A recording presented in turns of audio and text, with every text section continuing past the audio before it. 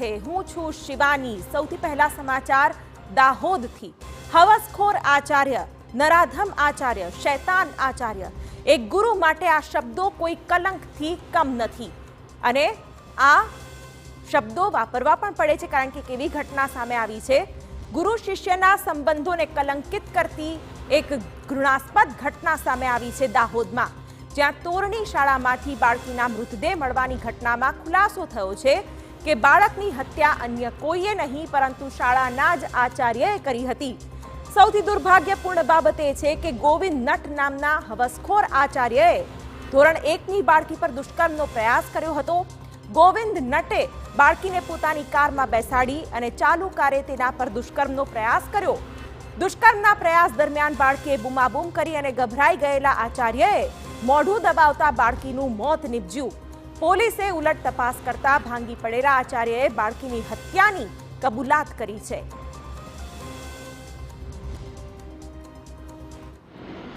આ તમામ બાબતોના અંતે તમામ શિક્ષકોની પૂછપરછ કરતા પ્રિન્સિપાલ તૂટી ગયેલા અને એણે સમગ્ર ગુનાની કબૂલાત કરેલી કે બાળકીને ગાડીમાં બેસાડ્યા બાદ એમને એની સાથે સતામણી દુષ્કર્મનો પ્રયત્ન કરતા બાળકીએ બૂમાબૂમ કરવા લાગેલ, એને મોઢું બંધ કરી દીધેલું, જે દરમિયાન એનું શ્વાસ રૂંધાઈ ગયેલો।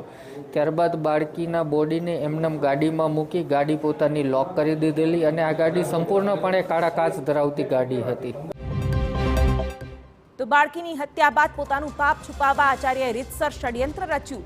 આચાર્ય ગોવિંદ નટે સ્કૂલ છૂટ્યા બાદ બાળકીના મૃતદેહને શાળા પરિસરમાં ફેંકી દીધો। બાળકીનું દફતર અને ચપ્પલ પણ સગે વગે કરી દીધા।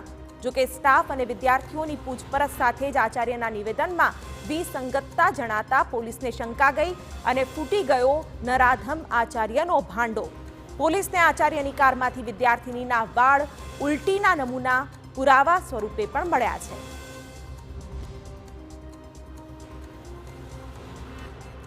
ત્યારબાદ પોતાના જ હાથે આ ડેડ બોડીને ગાડીમાંથી કાઢી અને જે જગ્યાથી બરામદ થયું ત્યાં મૂકી દીધેલું અને બાળકીનું દફતર અને ચપ્પલ જે લેગ સ્પેસ હોય ગાડીની એમાં પડી ગયા હતા એ પણ એણે કાઢી અને બાળકીના ક્લાસરૂમની સામે પ્લાન્ટ એવી રીતે કરેલું કે બાળકી દફતર મૂકી અને ક્યાંક જતી રહી છે એ દર્શાવવાનો પ્રયત્ન કરેલ।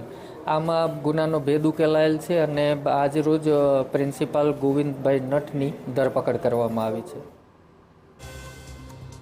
તો સમગ્ર ઘટનાને કોંગ્રેસે વખોડી છે અને દોષિત સામે કડક કાર્યવાહીની માંગ કરી છે।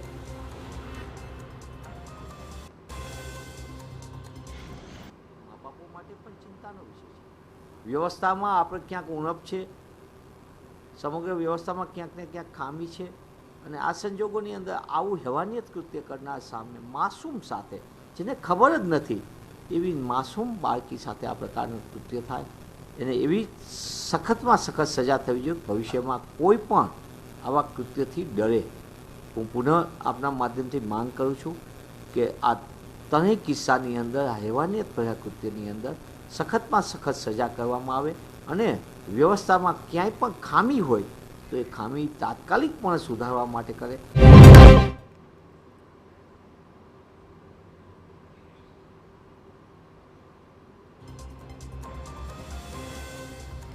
તો આ ઘટનાને લઈને અનેક સવાલો પણ ચોક્કસથી ઊભા થયા છે। ન માત્ર વિપક્ષ પણ આ એક એવી ઘટના છે કે જેને લઈને બાળકીની સુરક્ષા સામે પણ સવાલો ચોક્કસથી ઊભા થયા છે। સમગ્ર ઘટનાની શિક્ષણ વિભાગે ગંભીર નોંધ લીધી છે। રાજ્યકક્ષાના શિક્ષણ મંત્રી પ્રફુલ્લ પાનસેરિયાએ આચાર્ય ગોવિંદ નટને સસ્પેન્ડ કર્યો છે। સાથે જ ઘટનાને વખોડીને લંપટ અને વિકૃત શિક્ષકો સામે કડક કાર્યવાહીની પણ વાત કરી છે। પ્રફુલ્લ પાનસેરિયાનું કહેવું છે કે બાળકો સાથે શિક્ષકોનું કોઈ પણ બેજવાબદાર વર્તન ચલાવી નહીં લેવાય।